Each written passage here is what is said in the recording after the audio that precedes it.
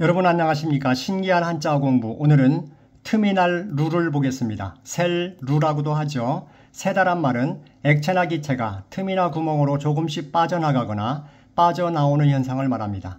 지금 천정에서 빗물이 떨어지고 있습니다. 새고 있죠. 이것을 누수라고 합니다. 셀루가 있는 말을 살펴보겠습니다. 천기누설에서 누가 됩니다. 네이버 사진에서는 천기누설을 중대한 기밀이 외부로 새어나감으로 되어 있습니다. 즉 하늘의 비밀이 새어나가는 것이죠. 그러면 셀루를 보겠습니다. 위에 한자에서 물수, 부수입니다. 총 14약입니다. 물수는 원래 한글 갸처럼 생겼습니다. 붓으로 쓰일 때는 이렇게 모양이 바뀝니다. 참고하시면 좋겠습니다.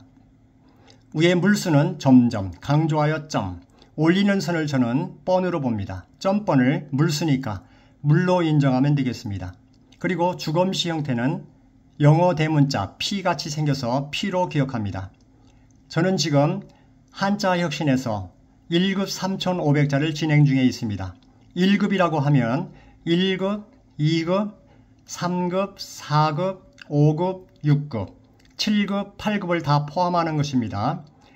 8급까지 구분을 해놓은 것이 한자 혁신에 들어오시면 재생 목록에 정리가 되어 있습니다.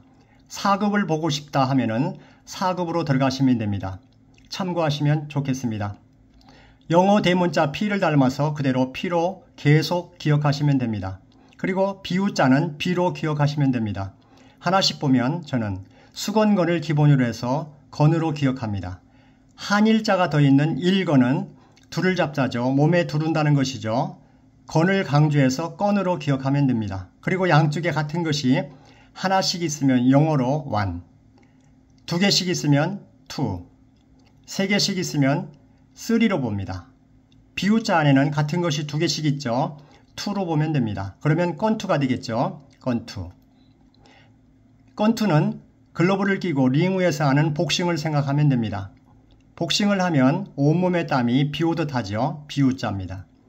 빗방울의 줄임말 빗으로 봐도 됩니다. 그러면 물피비가 됩니다. 물도 새고 피도 새고 비도 샌다. 다 새네요. 셀루자입니다.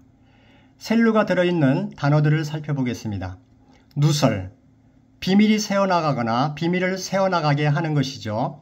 이때 셀설자를 보면 두 가지가 조금 모양이 다릅니다. 그런데 이것을 같이 씁니다. 이런 것을 동자라고 합니다. 같을 동자를 쓰죠. 차이가 나는 형태지만 같은 글자로 취급되는 글자를 동자라고 합니다. 그리고 누수, 새어나오는 물입니다. 누전, 전기가 전깃줄 밖으로 새어 흐르는 전류죠. 누옥, 비가 새는 집을 가리킵니다. 누습, 습기가 스며나와 축축한 것입니다. 누락, 기록에서 빠진 것이죠. 누두, 깔때기 모양이죠. 깔때기입니다. 지금 깔때기가 보이죠? 깔때기는 병에 꽂아놓고 액체를 붓는 데 쓰는 나팔 모양의 기구죠. 자경루, 조선 세종 때 만든 시계입니다. 상루하습, 윗상자 아래 하자가 있죠. 매우 가난한 집을 가리킵니다. 위는 비가 새고 아래는 습기가 찬 것이죠. 상루하습. 위 한자를 다시 보겠습니다. 전체가 셀루자입니다. 그런데 오른쪽 부분만 그것도 셀루자입니다. 그래서 이런 거를 통자라고 합니다. 아까는 동자를 했죠. 지금은 통자입니다. 통할 통자입니다.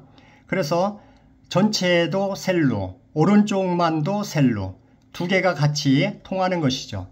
통자라고 하면 훈음이 완전히 같고 모양만 다른 한자입니다. 서로 호환되는 한자를 말하죠. 서로 맞바꿀 수 있다는 겁니다. 같은 것입니다. 동자, 통자. 참고하시면 좋겠습니다. 발음하시기 전에 물도 새고 피도 새고 비도 샌다. 다 새니까 셀루입니다. 물피비 다 새네요.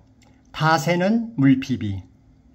그러면 발음해 보겠습니다. 발음하실 때는 저와 같이 큰 소리를 내셔야 기억됨을 알려드립니다. 해보겠습니다. 물피비 물피비 셀루, 물피비 물피비 셀루, 물피비 물피비 셀루. 물도 새고 피도 새고 비도 새고 다 새네요. 셀루. 정확하게 써보겠습니다. 하나, 둘, 셋. 넷, 다섯, 여섯, 일곱, 여덟, 아홉, 열, 열하나, 열둘, 열세, 열넷. 그래서 14액입니다. 물도 새고 피도 새고 비도 샌다. 그래서 다셀루. 물피비 셀루. 감사합니다. 좋아요, 구독 부탁드리겠습니다. 복 많이 받으세요.